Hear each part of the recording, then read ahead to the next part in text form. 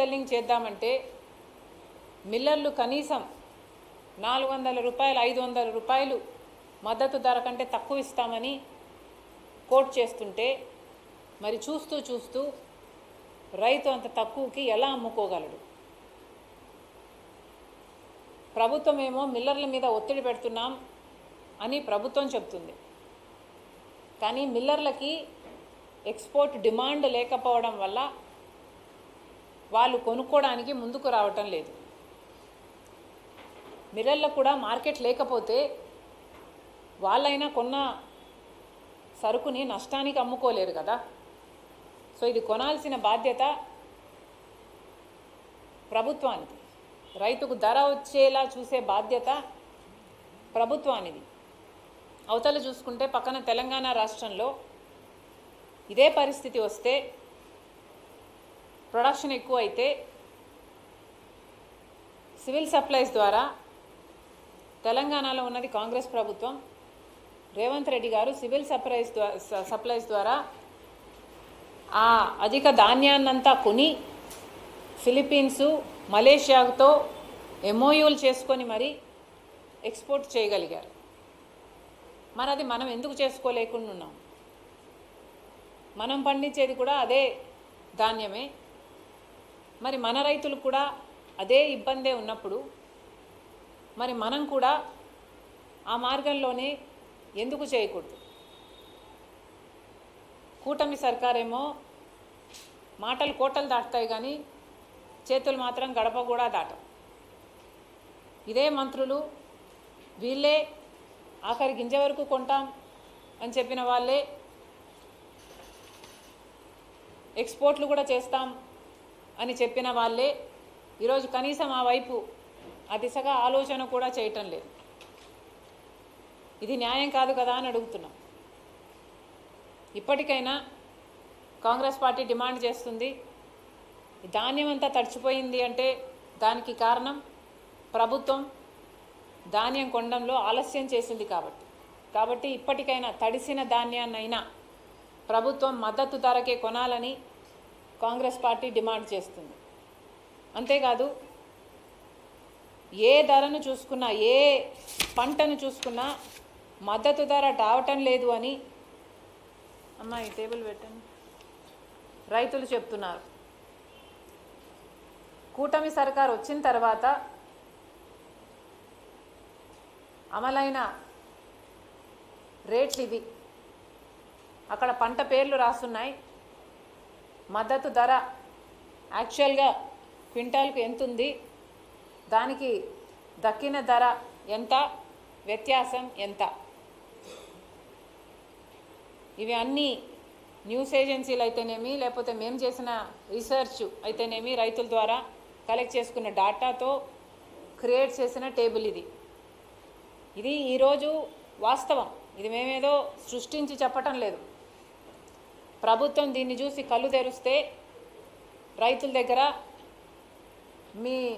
మీరు పడిపోకుండా ఉంటారు. రైతులకు మీరు ఇచ్చిన మాట నిలబెట్టుకోవాలి అంటే రైతులకు జరుగుతున్న ఈ అన్యాయాన్ని కూడా మీరు గమనించి సరి చేసుకోవాల్సిన అవసరం ఉంది. మొన్న అచ్చెన్నాయుడు గారు ఈ ప్రెస్ స్టేట్మెంట్ ఇచ్చారు. అమ్మ ఇది కూడా అక్కడ ఉంటే పెట్టు. ఈ ప్రెస్ స్టేట్మెంట్ ఇచ్చారు.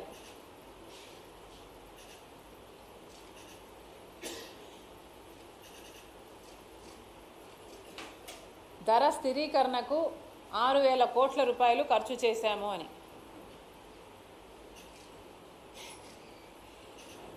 ఇది నిజంగానే అచ్చెన్నాయుడు గారు నిజమని అనుకోమంటున్నారా? ఇంత బ్లేటెంట్గా, ఇంత పచ్చబద్దాన్ని మీడియా సాక్షిగా కూటమి సర్కార్ చెప్తుంది అంటే ఇది అమానుషం కాదా? మీరు అధికారంలోకి వచ్చి 10 నెలలు అవుతుంది. ఈ 10 నెలల్లో మీరు 6,000 కోట్ల రూపాయలు రైతుల కోసం ఖర్చు పెట్టారా? ఇది నిజమా? ఇది నమ్మమంటారా? ఇది నిజమే అయితే ఎలా ఖర్చు పెట్టారో, ఐటమ్ వైస్గా 6,000 కోట్ల రూపాయలు ఎలా ఖర్చు పెట్టారో ప్రజలకు తెలియాల్సిన అవసరం ఉంది. శ్వేతపత్రం రిలీజ్ చేయండి. మాకు కూడా తెలుసుకోవాలని చాలా ఇంట్రెస్ట్గా ఉంది. రైతుల కోసం మీరు ఎలా ఖర్చు పెట్టారో కూటమి సర్కార్ని కాంగ్రెస్ పార్టీ ఛాలెంజ్ చేస్తుంది. దీని వైట్ పేపర్ని, శ్వేతపత్రాన్ని రిలీజ్ చేయండి. ఇక ఈరోజు ప్రెస్ మీటు పెట్టాలనుకున్న అంశము కులగణన. కేంద్ర ప్రభుత్వం ఎట్టకేలకు దేశవ్యాప్తంగా కులగణనకి ఒప్పుకున్నట్టుగా మొన్న బీజేపీ మంత్రి ప్రకటించడం జరిగింది. చాలా సంతోషం. ఇప్పటికైనా మీకు జ్ఞానోదయం అయింది. ఇప్పటికైనా బీజేపీ పార్టీ కులగణనకి అంగీకరించింది. దీన్ని కాంగ్రెస్ పార్టీ స్వాగతిస్తుంది. నిజానికి ఇది సాధ్యం అయ్యింది అంటే దానికి కారణం రాహుల్ గాంధీ గారు. రాహుల్ గాంధీ గారు ఎప్పటి నుంచో కులగణన జరగాలి అని ఎప్పటి నుంచో డిమాండ్ పెట్టారు. మన దేశంలో ఏ కులానికి సంబంధించి ఎవరు ఏ ఆర్థిక పరిస్థితుల్లో ఉన్నారో తెలియకపోతే వారికి న్యాయం చేయటం అసాధ్యం. కాబట్టి కులగణన అనేది తప్పనిసరి. కులగణన తప్పకుండా జరగాల్సిన విషయము. అది చేసిన తర్వాత ఆ కులగణన డేటా ప్రకారము రిజర్వేషన్లు కూడా ఆల్టరేషన్ అయితే ఆల్టరేషను, లేకపోతే పరిమితి పెంచాల్సి ఉంటే పెంచాలి అన్న విషయాన్ని కూడా రాహుల్ గాంధీ గారు అనేక సందర్భాలలో డిమాండ్ చేయడం జరిగింది. ఈరోజు బీజేపీ పార్టీ తల వంచి కులగణనకి అంగీకరించింది అంటే దానికి కారణం రాహుల్ గాంధీ గారు చేసిన పోరాటం. ఈ క్రెడిట్ మొత్తము పూర్తిగా కాంగ్రెస్ పార్టీకే చెందుతుంది, ఎవరు అవునన్నా ఎవరు కాదన్నా. కులగణన అన్నది సెన్సస్ యాక్ట్ ప్రకారం, ఇండియన్ యాక్ట్ ఆఫ్ సెన్సస్ ప్రకారము ప్రతి 10 సంవత్సరాలకు ఒకసారి జరగాల్సిన అంశం. మనకు ఇండిపెండెంట్ ఇండియా అయిన తర్వాత 1951లో మొదలుపెట్టారు.